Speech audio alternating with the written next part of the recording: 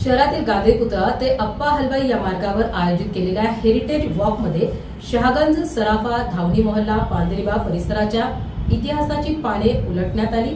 इतिहासाची पाऊलखुणा शोधत निघालेला हा जत्था शहरातील गजबजलेल्या भागातून फिरत असताना धावणी मोहल्ला येथील उस्ताद बाबूलाल बाखरिया यांच्या कुस्ती आखाड्यात जाऊन पोहोचला। कुस्तीच्या आखाड्यातील वैशिष्ट्ये, डावपेच, लाल मातीची महती यावेळी जाणून घेता आली। तसेच भाई दयासिंह गुरुद्वारा येथे भेट देत शीख पंथाचा पवित्र इतिहास जाणून घेण्यात आला।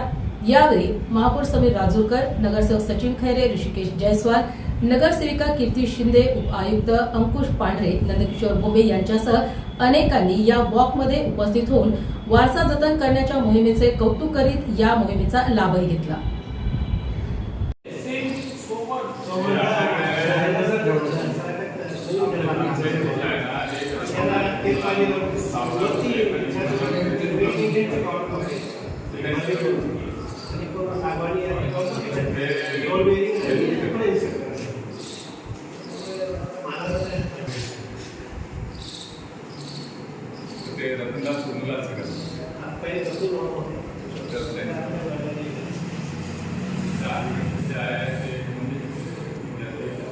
धुळ्याला गेले आणि जगन्नाथ महाराजांना घेऊन ते इथं आले।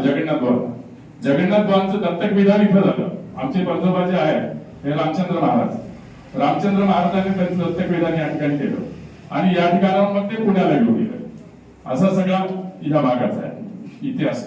त्याच्या बाबतीत फक्त एवढंच सांगतो मी, गुरुद्वाराचं जे आहे तर मग ते गुरुद्वारामध्ये गेल्यानंतर तुम्हाला सगळं ते सांगतो। तर इथून आणून ठेवलं।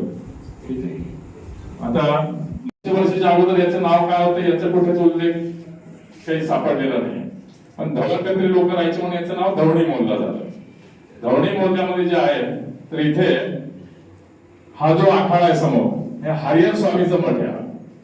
हरिहर स्वामी जे आहे हे पंजाबहून या ठिकाणी आले होते आणि या आखाड्याचं जे सगळं म्हणजे अधिकार जे होते ते पंजाबच्या आखाड्याकडे।